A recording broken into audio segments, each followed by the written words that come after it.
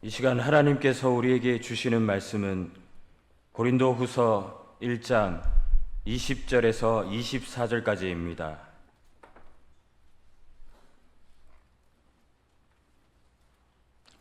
신약 287면 고린도후서 1장 20절에서 24절까지 말씀 제가 봉독해 드리겠습니다.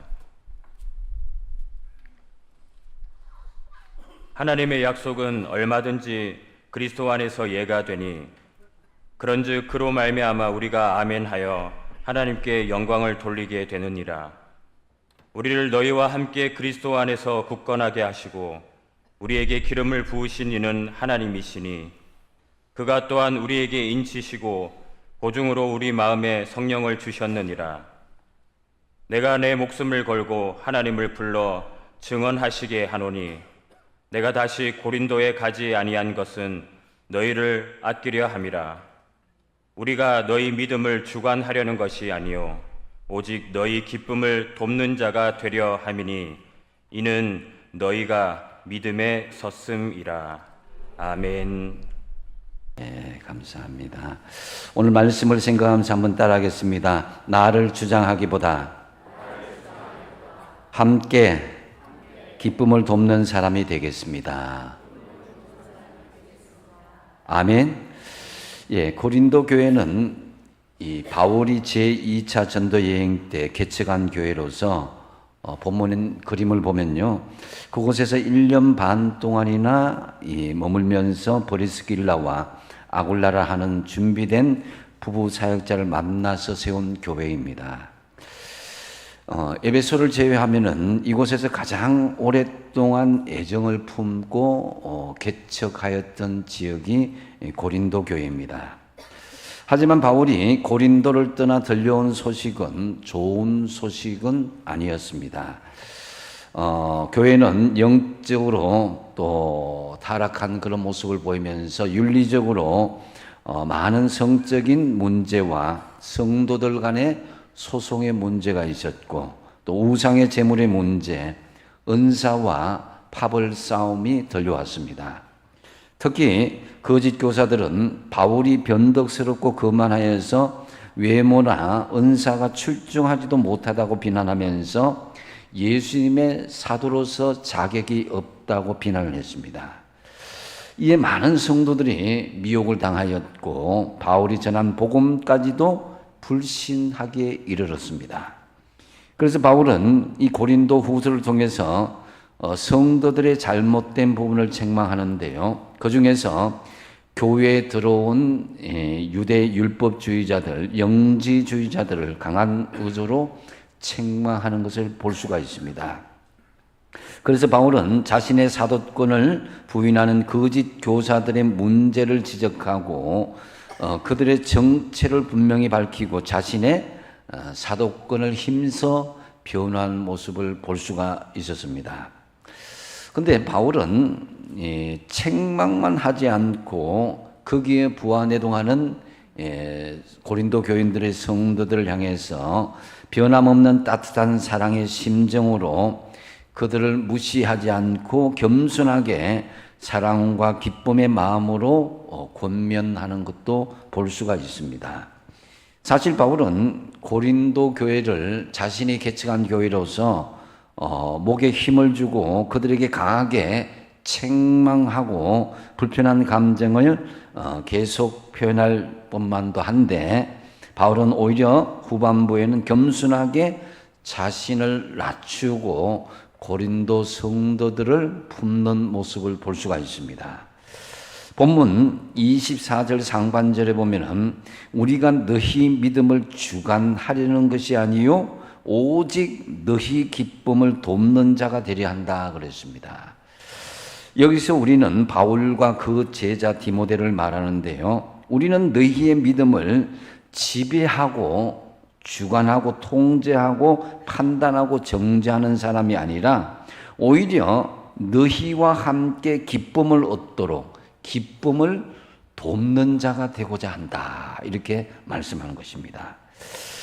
바울은 자신의 권리를 주장하고 판단하고 정죄하는 자가 아니라 예수님 안에서 함께 함께 도우며 함께 기쁨을 얻도록 돕겠다는 겸손한 자세를 취하고 있습니다. 우리가 속한 모든 공동체 안에서도 이러한 바울의 고백이 넘쳐나기를 축복드립니다. 그렇다면 우리가 남을 지배하고 정죄하고 권리를 주장하는 자세가 아니라 바울처럼 함께 기쁨을 얻도록 돕는 자가 되기 위해서는 어떤 믿음의 자세를 취해야 되겠습니까? 먼저 하나님께 영광을 올려드리는 아멘의 믿음의 자세를 가져야 될 것입니다. 그것이 20절 말씀인데요. 같이 한번 읽어보겠습니다. 시작. 하나님의 약속은 얼마든지 그리스도 안에서 예가 되니 그런즉 그로 말미암아 우리가 아멘하여 하나님께 영광을 돌리게 되느니라. 아멘. 여러분, 아멘의 의미 여러분 잘 알고 계시잖아요, 그죠? 그 의미는 그 뜻이 진실로 그러합니다. 저도 그렇게 동의합니다. 나도 그렇게 확실히 믿습니다라는 그런 아멘의 의미가 있습니다. 그래서 이것은 바로 하나님께 대한 긍정의 믿음을 표현하는 것이다라고 할 수 있습니다. 초대교회 당시에는 이 기도와 찬송과 예배를 드릴 때에 이 아멘 하는 소리가 너무나 커서 마치 바다의 파도 소리와 우레 소리와 같았었다라고 초대교회 신학자인 제롬의 글에 남겨져 있을 정도입니다. 그만큼 성도들이 예배 시간에 아멘 소리가 크다라는 것이죠. 이 아멘은 우리 기독교에서만 사용되는 천국의 언어이기도 합니다. 그래서 교회마다 기도하고 찬송할 때 그리고 말씀을 들을 때 아멘으로 화답하는 교회들이 크게 부흥하고 있는 것을 볼 수가 있습니다. 그것은 주님의 뜻에 순종하고 인정하고 주님의 뜻대로 살아가겠다는 결단이 있기 때문입니다. 아울러 아멘을 잘하는 사람이 더 신앙이 적극적으로 성장하고 하나님의 큰 축복을 받는 것을 공통적으로 확인할 수 있습니다. 그래서 우리는 하나님 앞에 예배 중에 말씀을 들으면서도 아멘으로 화답하고 찬송하고 기도할 때도 아멘을 할 수 있는 이것이 생활화될 수 있어야 된다는 거죠. 여러분, 나 자신도 기쁨을 누리고 다른 사람도 함께 기쁨을 얻을 뿐만 아니라 하나님께 영광을 돌리는 언제든지 아멘하는 마음을 가지고 사시기를 축복드립니다. 저는 하나님에 대해서 이 순종하고 또 적극적으로 아멘하는 그런 신앙이 신학 초기에는 참 부족했던 것 같습니다. 들어보면은 신혼초에 보면 하나님께서 당시에 이러한 제 길을 열어주시면은 하나님 목회를 제대로 할 수 있으니 하나님 이 길을 꼭 열어달라고 간절히 기도했습니다. 근데 정말 하나님께서는 견딜 수 없을 만큼 여러 가지 환경으로 그렇게 저를 몰아넣는데요. 제가 매일매일 거의 2년 동안 한 번도 빠짐없이 눈물로 기도한 것 같습니다. 그랬음에도 불구하고 하나님은 응답 주시기는커녕 훨씬 더 어려운 환경으로 저를 밀어넣는 것을 볼 수가 있었습니다. 처가살이 2년 후에 오갈 데 없어서 시집살이 호랑이 소굴로 보내시는 하나님이셨습니다. 그것뿐만 아니라 제 목회하는 그 과정에서도 하나님 참으로 이러한 문제만 해결되면 참 좋겠습니다 하는데 오히려 반대로 더 큰 어려움으로 저를 몰아세울 때에 하나님께서 요구하시는 건 한결 같았습니다. 네가 내 길로 따라오겠느냐, 아멘 하겠느냐, 이것이 주님의 마음이었습니다. 그래서 베드로에게 갈릴리 바닷가에서 네가 나를 사랑하느냐 3번 그렇게 말씀하시고 난 뒤에 베드로의 고백을 듣죠. 그러고 난 뒤에 예수님께서 뭐라고 그럽니까? 이제부터는 네가 원하지 않는 곳으로 내가 너를 띠띠우고 내가 마음대로 데리고 가겠다. 이것이 바로 아멘하는 신앙의 모습이 되라는 것입니다. 여러분, 저도 제가 원하는 것, 포장되고 아름다운 비전들, 그것만이 다 하나님의 뜻이 아니라는 것을 깨닫게 되었죠. 하나님께서는 우리가 두 손 들고 아멘 하였을 때 비로소 문제가 해결되고 우리의 길이 하나하나 열려지는 것을 볼 수가 있습니다. 그렇기 때문에 먼저 아멘하고 하나님께 맡기시는 저와 여러분 되시기 바랍니다. 그런데 우리 속에 있는 지식과 고집을 꺾지 않으면 사실은 우리가 아멘이 쉽게 나올 수가 없어요. 잠언서 29장 1절에 보면은 자주 책망을 받으면서도 목이 곧은 사람은 갑자기 패망을 당하고 피하지 못하리라고 그랬습니다. 영적으로 자기 고집대로 살면 순식간에 낭패를 볼 수가 있습니다. 여러분, 때로 우리가 설교 시간이나 부흥회 시간에 설교하는 분이 아멘을 지나치게 강조하는 것 때문에 간혹 이 식상하거나 마음에 불편함을 느낄 때가 있습니다. 마음에 없는 아멘을 억지로 강요하는 것이 잘 은혜가 되지 않을 때도 있는 것이 사실입니다. 하지만 여러분, 아멘이 잘 나오지 않으면 한번 예수님을 생각해 보십시오. 예수님께서는 감당하기 어려운 하나님의 뜻에 아멘하며 순종하심으로 하나님께 영광을 돌리지 않았습니까? 원하지 않는 길을 아멘하며 순종하며 나갔습니다. 바울도 많은 환난을 당하면서 하나님 아버지의 뜻에 순종함으로 아멘함으로 하나님께 영광을 돌렸던 것입니다. 이제는 고린도 교회가 아멘으로 하나님께 영광을 돌려야 할 차례가 되었다는 것을 바울이 강조하고 있었던 것이죠. 그래서 물론 그것은 말로만 하는 아멘이 아니라 자신의 의지, 자신의 경험보다도 하나님의 뜻을 우위에 두고 아멘으로 온 마음과 영과 육을 다해서 순종하는 것을 말하는 것이죠. 고린도 교회뿐만 아니라 오늘 우리도 아멘하는 믿음으로 하나님께 영광을 돌리며 모든 사람과 함께 기쁨을 얻도록 돕는 자가 다 되시기 바랍니다. 또한 함께 기쁨을 얻도록 돕는 자가 되기 위한 믿음은 성령 안에서 흔들리지 않는 굳건한 믿음을 말하는 것임을 알 수가 있습니다. 21절과 22절에 보면은 우리를 너희와 함께 그리스도 안에서 굳건하게 하시고 우리에게 기름을 부으신 이는 하나님이시니 그가 또한 우리에게 인치시고 보증으로 우리 마음에 성령을 주셨다라고 말씀합니다.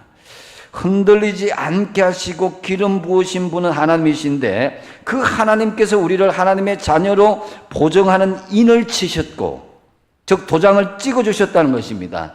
도장을 찍어주셨다는 말씀은 하나님께서 거듭난 성도들의 소유권을 내가 주장하겠다는 것입니다. 세상에 내어놓지 않고 하나님의 자녀로 그 소유권을 주장하겠다는 것이죠. 즉 고린도 교회의 거듭난 성도들과 바울 그리고 여기 계신 저와 여러분 모두 하나님의 소유가 된 사람을 믿으시기 바랍니다. 그 보증을 하여 주시는 분이 바로 우리 마음에 역사하시는 성령님이라는 것이죠. 그러므로 우리는 성령 안에서 흔들리지 않는 굳건한 믿음 위에 서서 함께 기쁨을 얻도록 돕는 사람이 되어야 할 것입니다. 스가랴 4장 6절 하반절과 7절 상반절 같이 한번 읽어보겠습니다. 시작. 이는 힘으로 되지 아니하며 능력으로 되지 아니하고 오직 나의 영으로 되느니라. 큰 산아 내가 무엇이냐? 내가 스룹바벨 앞에서 평지가 되리라. 아멘. 인간의 힘이나 능력으로는 되지 않습니다. 무슨 얘기입니까? 인간적으로 완벽하게 보여도 하나님이 우리에게 인치시고 보증하여 주시는 성령님이 우리를 도와주시지 않으면 넘어지고 실패할 수 있다는 것입니다. 오직 성령 안에서 흔들리지 않는 굳건한 믿음으로 나아갈 때만이 우리 앞에 놓여진 큰 산도 무너뜨려지고 평지가 될 줄로 믿으시기 바랍니다. 여러분, 사람의 힘이나 능력으로 하면은 잠시는 성공하는 것 같이 보이지만 결국은 넘어지고 실패할 수밖에 없는 것입니다. 특히 교회 공동체 안에서 함께 기쁨을 얻도록 서로 돕는 자가 되기 위해서는 성령 안에서 흔들리지 않는 굳건한 믿음이 절대적으로 필요한 것입니다. 제가 지난 교회에서 큰 행사를 앞두고 이 주방에서 봉사하는 분들이 있었는데요. 근데 주방에서 큰 소리가 들려왔습니다. 연세가 드신 두 분이 서로 얼굴을 붉히고 제가 들어온 줄도 모르고 옥신각신하고 있었습니다. 굉장히 심각한 문제로 서로 다투는 줄 알고 가만히 듣자 보니까, 그런데 두 분이 논쟁하는 것은 그렇게 단순한 문제였습니다. 오히려 내용인적성 오징어를 요리하는 방법이 문제였는데 한 분은 오징어를 데치고 썰어야 한다, 이런 주장이었고, 다른 한 분은 오징어를 먼저 썰고 데쳐야 된다라고 주장하는 거예요. 두 분이 막 그것 때문에 다투는데, 여러분, 오징어를 데치고 서는 것이 맞습니까? 썰어서 데치는 것이 맞습니까? 주부 여러분, 저는 어느 쪽이 정답인지는 아직 정확하게 모르겠습니다. 그때 저는 그 두 분이 자신의 능력과 힘을 나타내려고 하는 것, 그것이 보였기 때문에 마음이 안타까웠어요. 오징어를 데치고 썰든 오징어를 썰고 데치든 그것이 그렇게 중요하냐 이거죠. 오징어를 데치고 썰든 오징어를 썰고 데치든 맛있게만 하면 되는 거 아닙니까? 그죠? 여러분, 많은 사람들이 신앙생활 하면서 실족하고 시험 드는 이유가 무엇이겠습니까? 그것은 바로 자신의 힘과 능력을 하나님보다 앞장세우고자 하는 그것이기 때문입니다. 우리 앞에 놓인 큰 산, 큰 어려움을 넘기를 원하신다면은 먼저 우리의 힘과 능력을 내려놓으셔야 되는 거예요. 좀 우리 안에 임재하시고 역사하시는 성령 하나님이 온전히 우리 안에 일하시도록 어깨에 힘 좀 빼야 되는 거예요. 우리가 볼 때는 아주 간단하고 별것 아닌 것 같은데 별 문제 없는 것이 힘들게 하고 괴롭게 하고 답답하게 하고 속상하게 하고 아프게 하고 우리의 기쁨을 빼앗아가기도 합니다. 왜 그렇습니까? 성령 안에서 하지 않기 때문입니다. 내 힘과 능력으로 하고자 하기 때문입니다. 우리의 힘으로 능력으로 안 되는 것, 오직 나의 영으로 그랬습니다. 성령 안에서 하시기를 바랍니다. 3절을 보십시오. 주의 영이 함께할 때 엄청나게 큰 일을 행했습니다. 나귀 턱뼈 하나로 1,000명의 군사를 물리쳤어요. 그러나 주의 영이 떠나게 되자 두 눈이 뽑혀지고 초라하게 힘을 잃어버려서 맷돌을 돌리는 신세가 되고 말았습니다. 영력을 잃어버리는 것, 영안을 상실하고 살아간다는 것, 영감을 잃어버리는 것, 이게 그리스도인들에게 얼마나 큰 불행인지는 아십니까? 아무리 좋은 쇠라도 그 자력을 잃어버리면은 바늘 하나도 끌어다닐 수가 없습니다. 자석을 보면은 아무리 보잘것없는 쇠뭉치라도 자력을 회복하면 큰 그 쇠들을 다 끌어다니는 것을 볼 수가 있잖아요. 마찬가지로 이 고상한 사람도 성령이 떠나면은 무능하고 무력해지는 거예요. 그러나 아무리 무식한 사람이라도 성령이 함께 하시면 시대를 이끌어가고 역사를 바꿀 수가 있습니다. 우리에게 기름을 부으시고 성령을 주셨다고 그랬습니다. 이 말씀은 우리에게도 동일하게 적용되었음을 여러분 믿으시기 바랍니다. 그 옛날 옛적의 이야기가 아닙니다. 하나님이 우리에게 도장을 찍고 보정해 주셨다고 그랬습니다. 요즘 편리하고 발달된 전자제품들이 참 많이 나온 것을 볼 수가 있습니다. 참 신기한 전자제품도 많죠. 그러나 그 최신의 전자제품도 정전이 되고 이 전류가 차단이 되면은 모든 전자제품은 무용지물이 되고 마는 것입니다. 베드로는 자타가 공인하는 예수님의 수제자였지만은 성령의 전류가 차단되었을 때, 그러지 않을 때에 베드로는 고난이 두려웠고 죽음이 두려웠습니다. 그래서 예수님을 3번이나 부인했던 것이죠. 무슨 체면으로 수많은 사람 앞에 감히 예수님을 증거하고 그가 하나님의 교회 공동체를 세워나갈 수가 있었겠습니까? 하지만 베드로에게는 다시 주님을 만나서 성령이 임했습니다. 하나님께서 기름을 부어주시고 성령 안에서 흔들리지 않는 굳건한 믿음의 사람이 되었을 때에 고난이 두렵지 않게 되었고 죽음의 길까지도 두렵지 않게 나갔던 것입니다. 사실 사람들이 인생을 실패하는 이유는 재물이나 힘이 없어서가 아닙니다. 가만히 보면은 용기나 정신력도 부족해서도 아닙니다. 다윗은 이 사실을 너무나 잘 알았습니다. 자신이 강한 것이 아니라 자신 안에 계신 성령께서 강하심을 알았던 것입니다. 성령이 떠나시면 자신은 빈 껍데기밖에 안 된다는 것을 알았던 것이죠. 그래서 다윗은 우리아의 아내 바세바의 간음 후에 하나님 앞에 간절히 호소하고 통곡하며 나아갑니다. 시편 51편 11절 말씀이 그것인데요. 같이 한번 읽어보겠습니다. 시작. 나를 주 앞에서 쫓아내지 마시며 주의 성령을 내게서 거두지 마소서. 아멘. 여러분, 그 앞에 사울 왕은 범죄하고 난 뒤에 하나님의 영이 떠났음에도 불구하고 그는 방만하게 엉뚱한 영, 엔돌의 신접한 영을 찾아갔지만 다윗은 정확하게 성령이 떠나가면 자신이 죽는다는 것을 알았습니다. 그래서 주님, 내게서 성령이 떠나가지 않게 해주십시오라고 간절히 간곡하게 기도했던 것입니다. 여러분, 우리 힘이나 능력이 아닌 오직 하나님의 성령 안에서 흔들리지 않는 굳건한 믿음으로 기쁨을 함께 얻도록 돕는 사람이 되시기 바랍니다. 또한 함께 기쁨을 얻도록 돕는 자가 되기 위한 믿음은 권리를 주장하지 않고 신뢰하여 주는 믿음을 이야기합니다.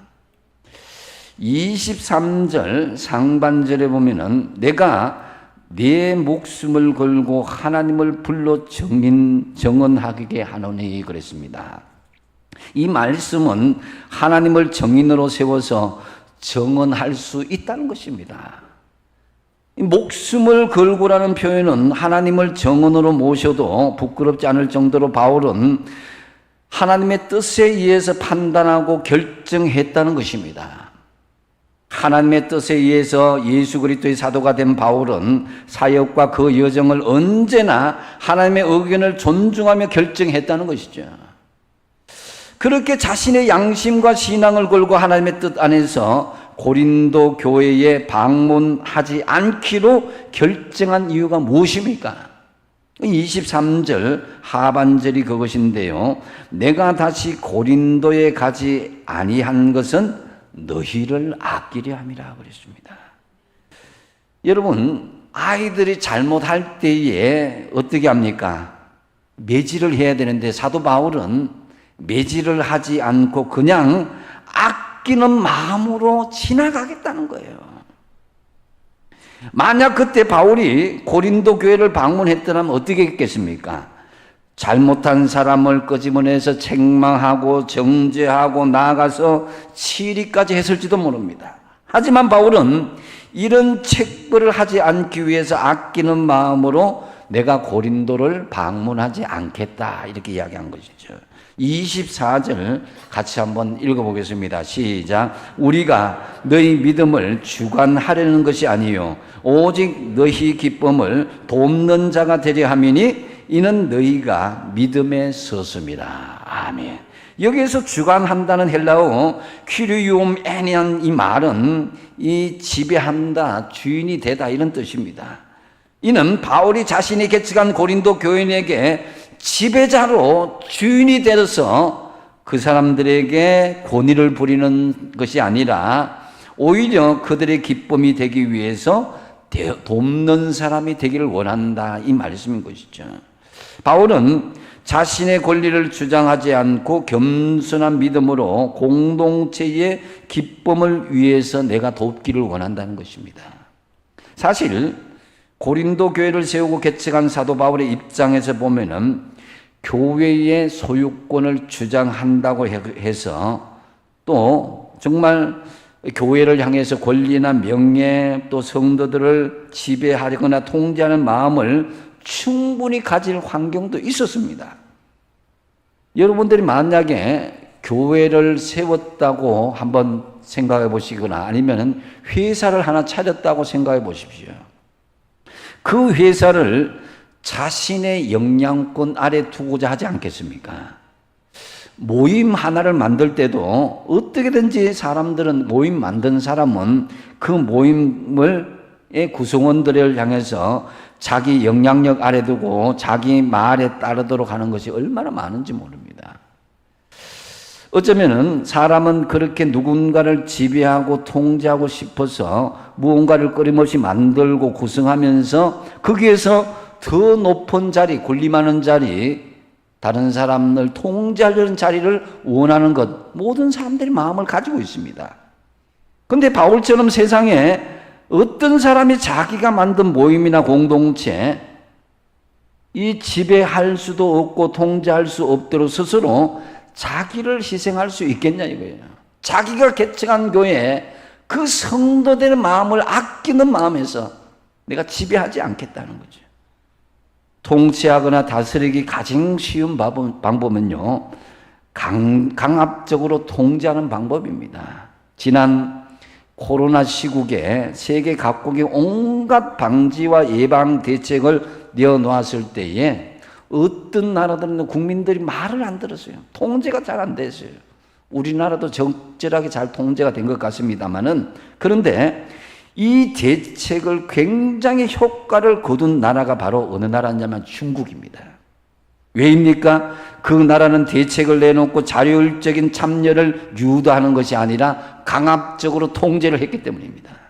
정부의 대책에 따르지 않으면 엄청난 처벌을 받기 때문에 모든 사람이 그걸 따를 수밖에 없었습니다. 하지만 바울은 자신의 권리를 주장하기보다는 강압적으로 통제하기보다는 겸손하게 사람들을 신뢰하면서 기쁨을 함께 돕는 자가 되길 원한다, 이렇게 고백했습니다. 그래서 바울은 오히려 이는 너희가 믿음의 서슴이라 이렇게 말함으로써 고린도 교회 성도들의 믿음을 신뢰하며 인정해 준 것을 볼 수가 있습니다. 그러면서 자연스럽게 고린도 교회 공동체는 함께 기쁨을 돕는 사람으로서 다시금 교회를 갱신할 수 있는 기회를 주었던 것이다라는 거죠. 공동체에서 서로 자신의 권리를 주장하지 않고 서로 신뢰하고 믿어준다는 것은 오늘날 불신의 시대에 굉장히 중요한 정목입니다.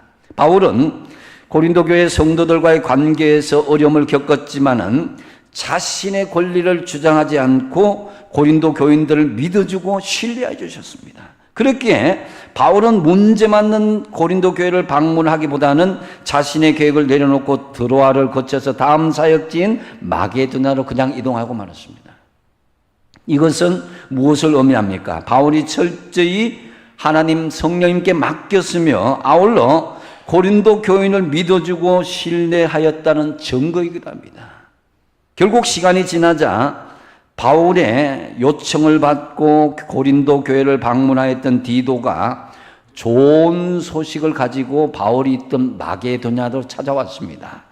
그 보고의 내용이 고린도후서 7장 7절 말씀인데요. 같이 한번 읽어보겠습니다. 시작. 그가 온 것은 아니요 오직 그가 너희에게 받은 그 위로로 위로하고 너희의 사모함과 애통함과 나를 위하여 열심히 있는 것을 우리에게 보고함으로 나를 더욱 기쁘게 하였느니라. 아멘.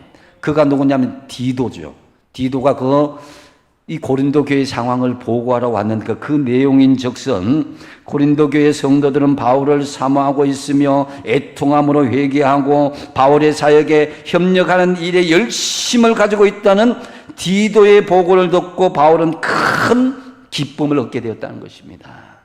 이처럼 우리 가정이나 일터나 혹은 교회 생활도 일정한 부분 신뢰하며 믿고 기다려줘야 하는 그런 영역이 있다는 것입니다. 이 세상에서 가장 가치 있고 소중한 것일수록 오랜 인내와 기다림, 오랜 신뢰가 필요합니다. 여러분 자녀를 키울 때 여러분이 겪었잖아요.